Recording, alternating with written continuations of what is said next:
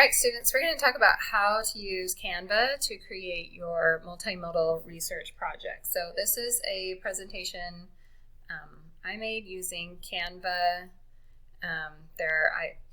Certainly not totally perfect. It's a little bit death by PowerPoint if you've seen that TED Talk already.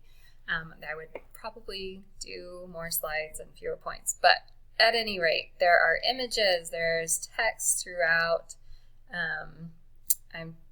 I've got something that I can make main points from, and I have sources directly included in there. So that is one example of how I've used Canva. Let me go into another one. I have not made a brochure like I'm asking you to do. However, I have made, where is that? An infographic. And I think infographics kind of have similar ideas. Here it is. And you can see here, I'm kind of summarizing my main points. I've got quotes. I don't know if it'll let me.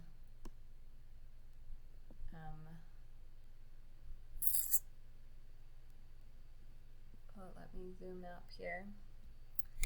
Okay, so there's quotes throughout, there's main points, there's, it's clear from this that I've read the text and I'm, trying to present the research that I've created. Hopefully it was clear.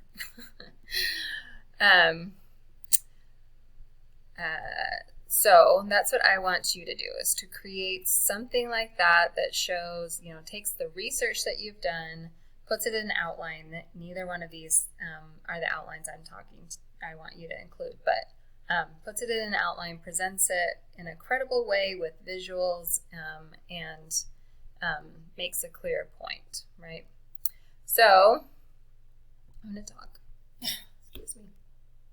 talk about how to do that. So first thing you want to do is pick a template. So you can see right here, if you're doing a presentation, you can just pick a presentation. Otherwise, you can type in brochures or infographic. I will accept an infographic if you'd like to do that. What you're looking for on the presentation or the brochure is it set up in a way like the right sections, right? So I can look here. I like these different sections. I know that if I was doing this project, I would have at least 6 sections plus an introduction and conclusion. So I can feel like I can see some evidence that I could put, a conclusion here, for instance, and maybe some introduction elements here and some points here. So just looking at the actual layout of it is what I would recommend. And then be careful, because there are some, if you see something that has a little, like right here, pro icon, that means it's costs money. It'll cost money when you download it, and I'm not asking you to use any of those. So just find a free version. You can, I think if you delete certain elements, you can use those templates, but it's kind of a tricky way to do it. So I would just recommend finding the free ones. So the first thing I would recommend doing for your presentation or a brochure or infographic is coming up to design, and you've already picked your template. The next thing I would say to do is pick your style. So there's a bunch of styles up here with colors and fonts, and these are nice because they've picked out something that already looks nice for you. So this top font would be your like your headlines kind of idea, and this lower font would be what is in your paragraphs. Or if you like picking your own colors, that's fine, but once you pick this, it will be like in your document. So if I go up here to my colors tab, all my document colors are there, and I know that, for example, if I want to use this type of color somewhere else, this orangey yellow, then I can just click on it here and I know it will be the exact color. So that's kind of nice to do. You can also, if you click on it and you're like, I like those colors, but I don't really like how that looks, you can do this shuffle button and kind of change around. It'll change around what color kind of thing. Okay. Elements is another thing I would look at. They have some basic elements like lines, arrows, circles, shapes, that kind of thing. You can also type in, for instance, if it's like, I don't know, if you're talking about parenting for some reason, then you would have these graphics, photos, even videos. Again, be aware that the little crown means you pay money for it. So, but any of those that you can use to, add engagement in your brochure or your presentation, that'd be great. So look at that.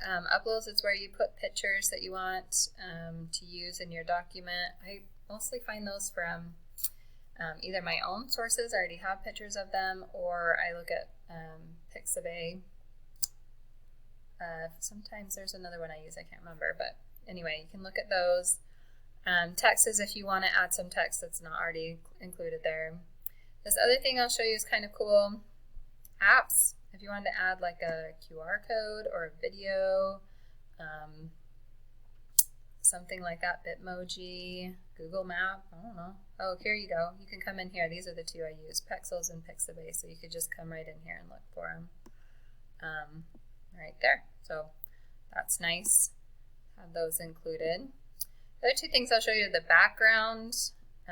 If I wanted to have cloud background for some reason, I could just click that and it just changes it like that, which is nice. You can also do colors up here. And the last thing is charts. I love charts. They're so fancy. So if you found like a statistic or a fact or something that you feel like you can represent using a pie chart or a bar chart or a line and dot chart, then all you do is come in here and you just adjust this template. So let's say item 1 is people with kids. I don't know what I'm talking about. I'm just making things up. Let's say it's 30, whatever that is. Okay, it's going to automatically adjust that, and then you'll see over here people with kids represented there. So that's pretty nice to do. That's a good idea to include that kind of stuff in your presentation or your brochure, or whatever you're doing. So is that everything I have to say? It possibly could be. Oh, the last thing I wanted to say is once you're done, you love what you made, then you want to come over here to share, and that's where you just download it. So you download, maybe that's so, I would recommend just downloading the PDF version of it. So, okay, that's it. That's all I have. I'll probably post a separate thing on how to do Prezi because I'm not as familiar with that, and I think there's probably someone who is smarter at that than I am, and I want you to get good information, so we'll do that. But here's how you get started, and just remember that whatever you do, you want to make sure that you're including text as well as like visual elements and research and explanations of what is going on there. Okay, so it's not necessarily that it needs to be text heavy, but it should be clear what your argument is, and it should show include outside resources and be visually appealing. So those are kind of the standards. Let me know if you have questions about any of this, and look forward to seeing what you create.